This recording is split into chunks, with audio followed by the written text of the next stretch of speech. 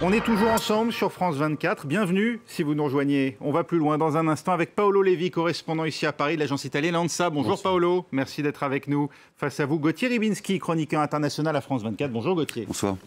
Au sommaire, il annoncera sa candidature en fin de journée aux États-Unis. Ron DeSantis défie Donald Trump pour l'investiture du Parti républicain à la prochaine élection présidentielle.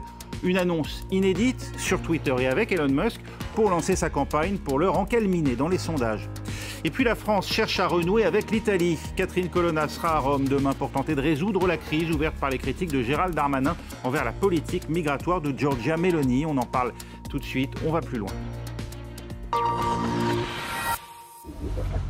Il partage les idées de Donald Trump, pas ses outrances. Ron DeSantis, le gouverneur de Floride, s'apprête à plonger dans l'arène présidentielle aux États-Unis. Il devrait déclarer sa candidature à l'investiture républicaine dans les prochaines heures. À Washington, vous suivez ça pour nous. Mathieu Mabin, il sera à 18h chez vous, minuit, ici à Paris. C'est une forme inédite qu'a choisi Ron DeSantis pour marquer les esprits, lui qu'on dit à la traîne dans les sondages. Oui, c'est une entrée en campagne qui effectivement revêt une forme tout à fait inédite. On assiste peut-être à la phase ultime de la mutation de la communication politique aux États-Unis, après que la communication numérique et les réseaux sociaux sont devenus l'outil incontournable. Mais dans le fond, la seule chose vraiment étonnante, c'est qu'au cours de la décennie et demie écoulée, Ron DeSantis soit finalement le premier à avoir cette idée. Mais je dirais qu'au-delà du coût politique et médiatique que cela représente, il ne faut pas écarter l'hypothèse selon laquelle on serait en train d'assister à une mutation profonde des stratégies de campagne, puisque concrètement, on peut s'attendre à ce que Ron DeSantis ne s'appuie pas qu'une seule fois sur le réseau social le plus puissant, mais que tout au long de sa campagne, pour les primaires en tout cas, et peut-être même au-delà, Twitter devienne son porte-voix, au détriment même des traditionnels meetings qui, dans le fond, ne touchent qu'une part mineure de l'électorat, on le sait. Cela aurait d'ailleurs pour effet d'installer de facto un duel direct avec Joe Biden cette fois, puisque rappelez-vous la dernière campagne présidentielle, celle de 2020, quand l'actuel président des États-Unis avait été dispensé d'une campagne épuisante sous la forme d'un marathon de meeting pour ne s'exprimer que dans le cadre d'interventions filmées et souvent très courtes depuis sa résidence du Delaware. C'est effectivement le Covid qui avait servi d'alibi à Joe Biden à l'époque, mais en 2024, et puisque la question de l'âge du candidat démocrate est au cœur des débats, on le sait, on pourrait assister à une forme de ringardisation de ces meetings fort coûteux et par la même occasion une ringardisation de Donald Trump, tout simplement. Merci Mathieu. Vous restez avec nous. On va en débat dans un instant ici même avec nos invités en plateau. Mais d'abord, qui est donc Ron DeSantis? Kevin Battista nous dresse son portrait en images. C'est le secret le moins bien gardé dans le camp républicain ces dernières semaines. L'annonce de la candidature du gouverneur de Floride, Ron DeSantis, à l'élection présidentielle américaine. Elle se fera au cours d'un entretien sur Twitter avec le PDG du réseau social, Elon Musk. Plusieurs fois élu de Floride à la Chambre des représentants au cours de la dernière décennie, c'est avec son accession au poste de gouverneur de cet État qu'il devient connu dans tout le pays. La Floride est l'endroit où le wokisme va mourir. Avec son cri de ralliement, Ron DeSantis provoque le débat et fédère des soutiens sur le thème de la guerre culturelle. Pour lui, la Floride doit être en première ligne dans la bataille pour sauver l'âme des États-Unis. Je peux vous dire ceci. En Floride, les filles vont faire du sport pour les filles et les garçons vont faire du sport pour les garçons. C'est ce que nous faisons et nous allons nous assurer que ce sera la réalité. Son bilan, une législation sur les armes à feu assouplie, la restriction de l'accès à l'avortement ou encore la loi Don't Say Gay, ne dite pas homosexuel, qui interdit de parler de sexualité et de genre à l'école. Un texte qui l'oppose à l'un des principaux employeurs de Floride, le géant Disney, qui critique publiquement la loi. En réponse, le gouverneur met fin aux cadeaux fiscaux du groupe, qui porte plainte contre Ron DeSantis. Médiatiquement, cette guerre lui permet de gagner en visibilité. Lui, qui a longtemps tenté de s'inscrire dans les pas de son allié Donald Trump, est désormais le rival direct de l'ancien président pour l'investiture républicaine. Pour se démarquer, Ron DeSantis a un credo, ne pas nourrir les scandales, éviter les sorties. Gagner en repoussant les supporters de Donald Trump, tout en attirant les républicains modérés, le pari est audacieux. Selon un récent sondage, l'ancien président des États-Unis a 30 points d'avance sur Ron DeSantis chez les électeurs républicains. Paolo, ce choix d'une annonce en direct sur Twitter avec Elon Musk comme intervieweur, c'est du spectacle comme l'aiment les Américains. Ça ringardise aussi Trump, le candidat septuagénaire des télés conservatrices. Ça peut surprendre et lui permettre à Ron DeSantis de rattraper son retard. C'est une première absolue et je pense que c'est un grand coup que marque aujourd'hui Elon Musk qui, quelque part, détrône Rupert Murdoch comme roi des médias conservateurs. C'est-à-dire que, historiquement, disons, la scène de la droite américaine avait toujours été les plateaux télé de Murdoch, l'Australien. Aujourd'hui, il y a un Sud-Africain, parce qu'il faut rappeler que Musk est Sud-Africain, qui devient, lui, le faiseur, quelque part, de roi, en tout cas dans la famille républicaine. C'est autant un coup pour Elon Musk que pour Ron DeSantis. Pour les deux, je pense que c'est ce que les Américains appellent une win-win situation, un gagnant-gagnant. Et après, Musk, on le sait, déteste Joe Biden, il s'est brouillé avec Trump, et là, il mise sur ce gouverneur de la Floride, quoique ils disent que lui, absolument, il est absolument neutre. Oui. Il prétend encore à la neutralité, mais il a dit chez Bill Maher, qui est un démocrate, lui aussi en rupture avec tout le courant gauche et woke du Parti démocrate, il lorgne clairement du côté des Républicains. Il avait appelé d'ailleurs à voter les Républicains au midterm. Gauthier, Ron DeSantis, connu comme un idéologue conservateur pour ses croisades anti-woke, dans l'éducation notamment, pour lui, s'offrir pour lancer sa campagne à un entrepreneur célébrissime comme Elon Musk, et puis aussi un autre homme d'affaires, David Sacks, qu'on connaît moins ici en Europe, pour modérer ces échanges. C'est une manière pour DeSantis de pallier finalement son point faible, perçu en tout cas comme tel face à Trump, qui est l'économie. Oui, sans doute, et c'est d'autant plus intéressant que le rôle d'Elon Musk va être très précis. Ça va être de taper sur tout ce qui relève de la fiscalité démocrate. Et c'est ça que Elon Musk ne peut pas supporter, parce que par ailleurs, sur d'autres questions, par exemple sur l'immigration, il est plutôt favorable à l'immigration en disant que d'une part, c'est comme ça que se sont construits les États-Unis, et d'autre part que les États-Unis ont toujours besoin d'immigrés pour le travail. Donc c'est aussi un interlocuteur un peu attrape-tout. Et là, dans ce cas très précis, il s'agit de taper sur les politiques fiscales. DeSantis estime effectivement que c'est un domaine dans lequel il est à la traîne et qu'il peut récupérer des électeurs républicains. Le problème, et on va revenir, je pense là-dessus, ça nous ramène toujours à la question de savoir pourquoi une majorité d'électeurs républicains ont choisi Trump alors qu'il y a des casseroles, des boulets, que dis-je, des missiles qui sont accrochés à ses basques, et que finalement, plus il a d'ennuis, plus ça semble le galvaniser. Donc on en revient toujours, pardonnez-moi, à mon vieux dada sur la transgression, ce que ressentent les Américains et ce besoin de transgression, une partie. Est-ce que l'alibi justement fiscal que représente Elon Musk va suffire à redresser la barre côté DeSantis ?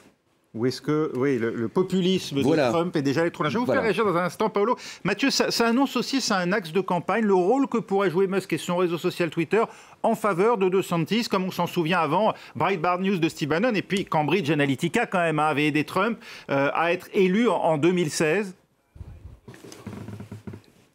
Oui, même si, attention, on l'a dit d'ailleurs, Elon Musk n'a pas cessé ces derniers jours de rappeler qu'il se cantonnerait à un rôle secondaire dans la campagne présidentielle, en offrant certes son réseau social, mais comme une plateforme d'écoute pour tous. Mais ça, concrètement, c'est la théorie. Effectivement, celui qui bénéficiera du meilleur accueil sur Twitter touchera le plus grand nombre. Ça, c'est une réalité.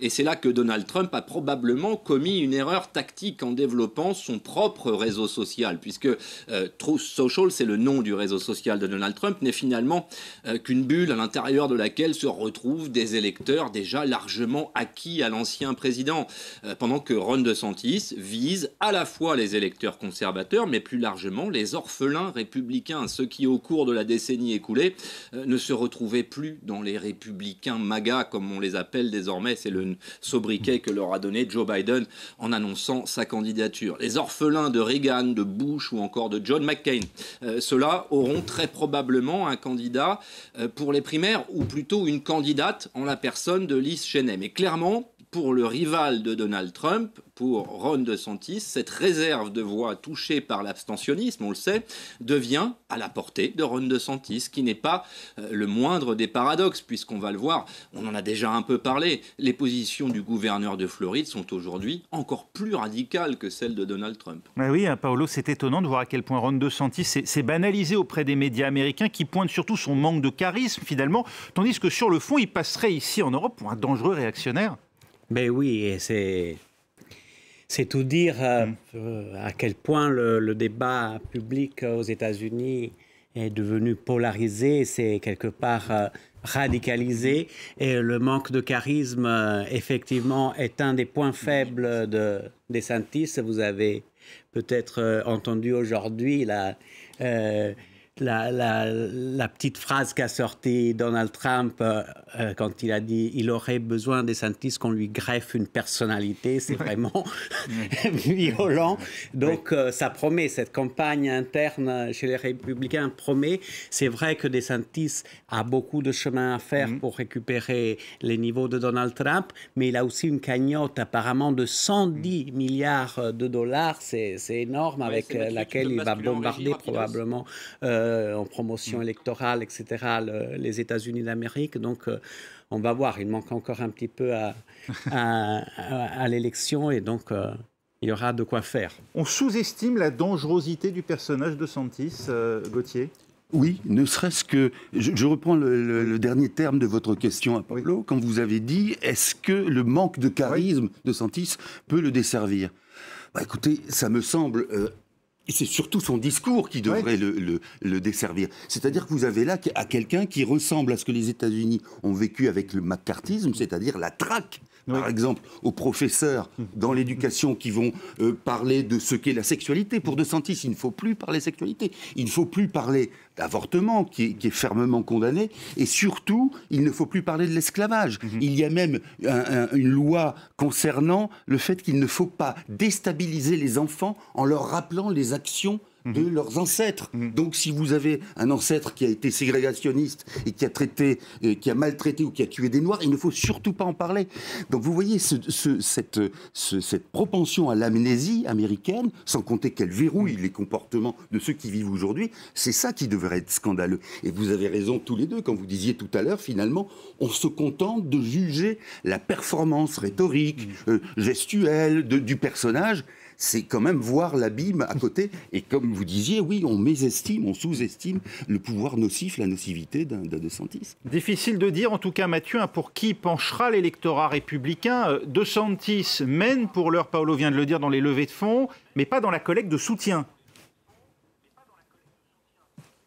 Oui, même s'il y a une chance pour que Donald Trump et Ron DeSantis ne se rencontrent pas physiquement durant cette campagne des primaires républicaines, vous avez raison, une chose est certaine, c'est qu'ils chassent sur les mêmes terres. Ils cherchent le même électorat, on l'a dit, mais ils chassent surtout les mêmes soutiens financiers. Or, on sait que dans une campagne présidentielle américaine, c'est un euphémisme, celui qui possède le plus gros budget est bien souvent celui qui l'emporte, bien souvent, j'insiste.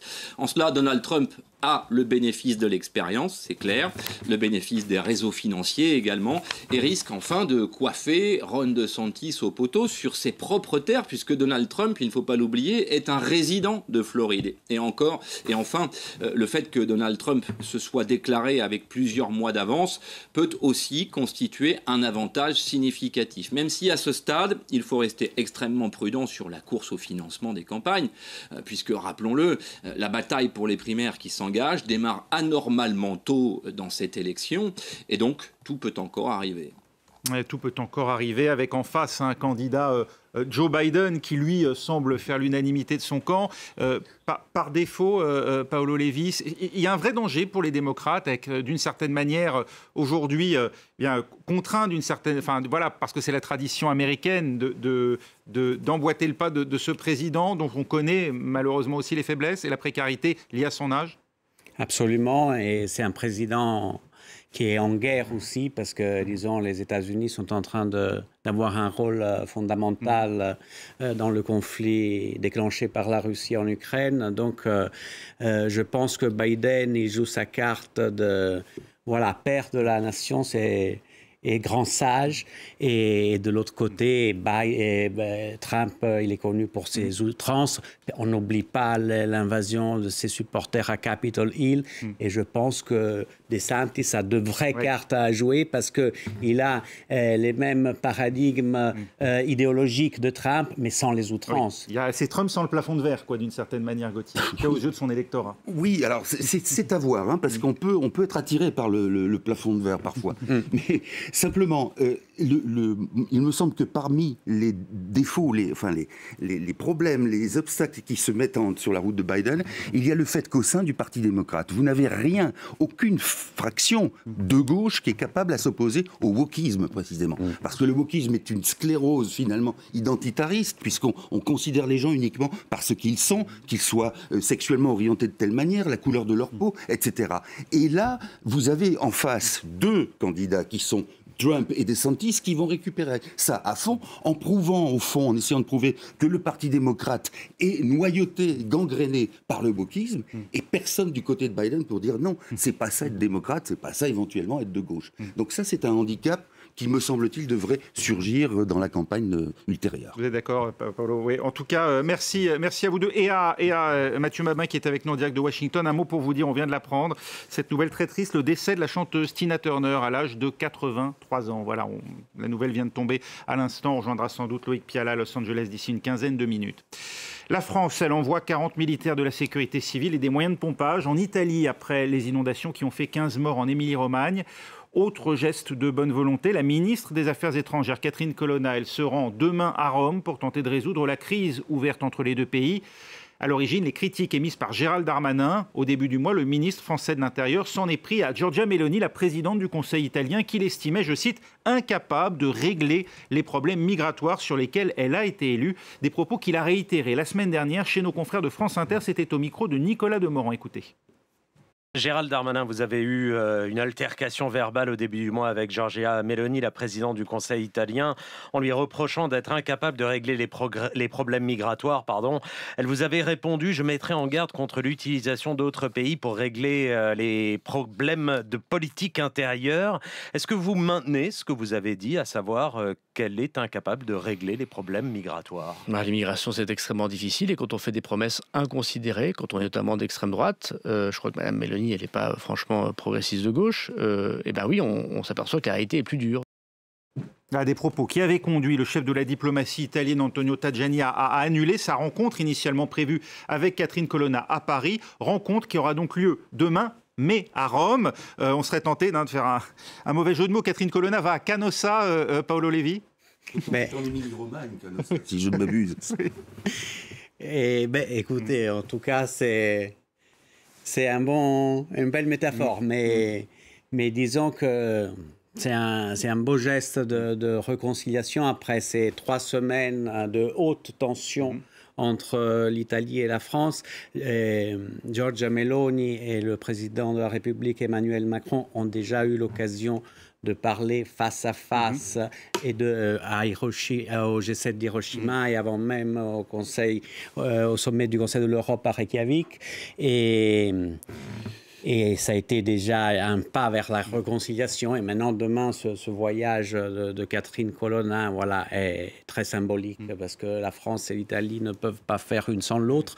Et c'est aussi un très, très beau geste de solidarité, cet envoi de 40 militaires français pour aider les secours des sinistrés en Émilie-Romagne. Ça a été un très, très beau geste qui a contribué encore plus à cette éclaircie franco-italienne. Mais n'a-t-il pas raison, au fond, tout de même, Gérald Darmanin, si on voulait enfoncer le clou à Gauthier Ribinski, Giorgia Meloni, n'a-t-elle pas soulevé en matière de maîtrise des flux migratoires des espoirs, auprès de son électorat du moins, qu'elle ne peut résoudre?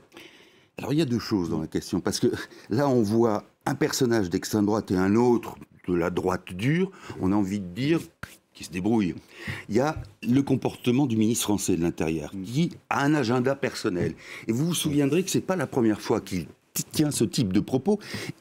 Confronté à Marine Le Pen, il avait dit, je trouve que vis-à-vis de l'islam, vous êtes un peu trop laxiste. C'est-à-dire qu'il essaye de contourner ses futurs ou hypothétiques adversaires par la droite. Enfin là, il dit que les solutions proposées par l'extrême droite n'en sont pas en réalité. Certes, mais il dit au fond, vous avez beau plastronner, vous n'arrivez pas à le faire. Alors, sur cet aspect de la question, ce qui me paraît net, aussi bien du côté italien que du côté français, c'est que comment dirais-je, le phénomène de la migration comme quelque chose de structurel n'est pas considéré comme tel. Il est considéré par justement des gens qui ont un agenda quelconque, qu'il soit français ou italien, comme des phénomènes conjoncturels. Et à ce moment-là, il faut effectivement parer non seulement au plus pressé, ce qu'on peut comprendre du côté italien, mais il faut aussi donner l'impression qu'on est extrêmement vigoureux.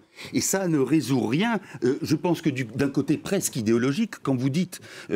Quand vous savez, par exemple, qu'en Italie, et c'est ce qui guette aussi à terme la France, avec la baisse de la natalité, vous avez des places à prendre, des places pour, justement, une certaine immigration, pour le travail. Quand quelqu'un vous dit non, il faut zéro immigré, c'est quelque chose qui est de l'ordre de l'idéologie.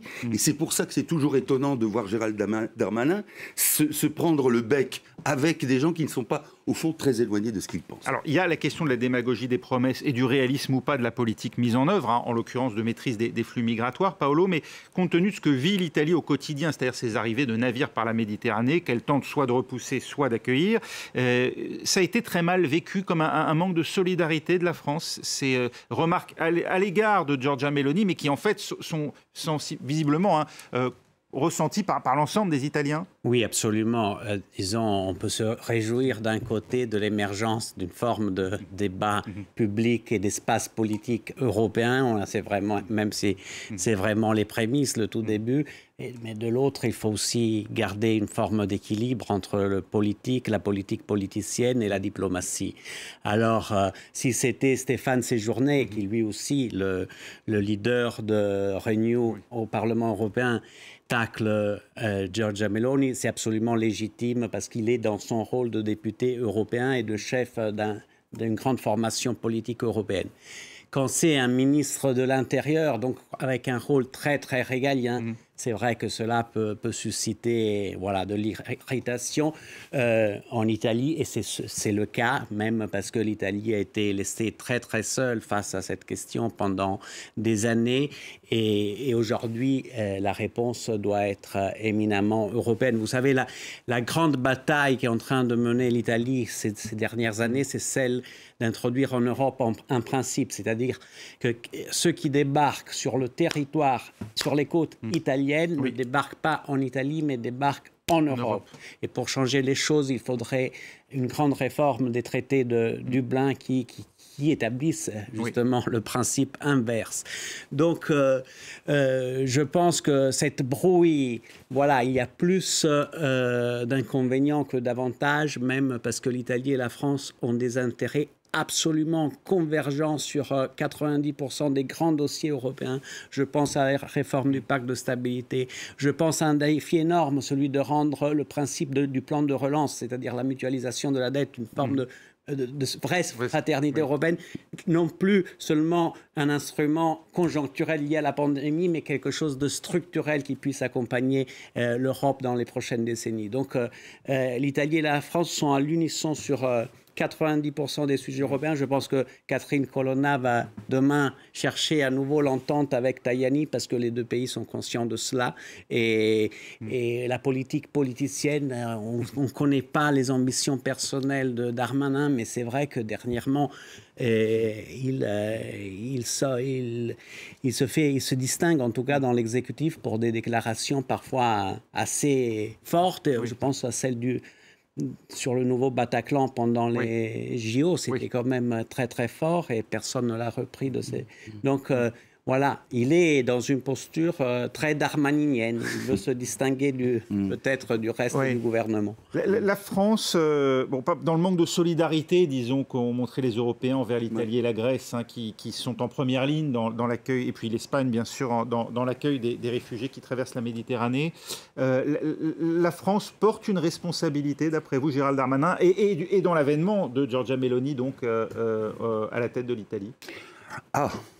Oui, alors, une responsabilité dans le fait qu'il n'y ait pas de solidarité européenne ou très peu, oui.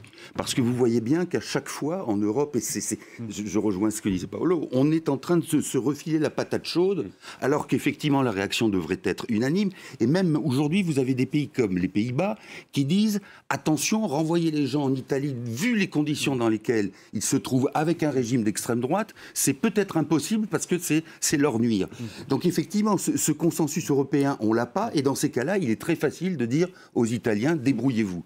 Maintenant, sur la deuxième question que vous posiez, c'est-à-dire sur l'avènement finalement de l'extrême droite en Italie, bon, il ne faut pas oublier qu'elle a été d'abord le fait d'organisations qui étaient comme la Ligue du Nord, qui étaient des organisations au fond qui, si on exclut bien sûr la période fasciste, mais qui étaient des organisations qui voulaient justement pratiquer une sorte de ségrégation vis-à-vis du Sud, qui revenait trop cher, etc. Mais pour l'arrivée, l'émergence aujourd'hui, on peut quand même dire une chose, c'est qu'au final, chaque électeur a la décision propre. Il ne peut pas être en permanence s'appuyer sur le fait qu'il y a été contraint ou contraint d'une certaine manière par le reste de l'Europe, même si ça n'est pas à exclure comme rôle. Merci beaucoup, ce sera la fin de l'émission. Merci Paolo Lévy d'avoir été avec nous. Merci Gauthier Rybicki, c'est la fin d'On va plus loin. Je vous rappelle, on a appris la mort de Tina Turner à l'âge de 83 ans. On va en reparler évidemment dans un instant. Restez avec nous dans Paris Direct.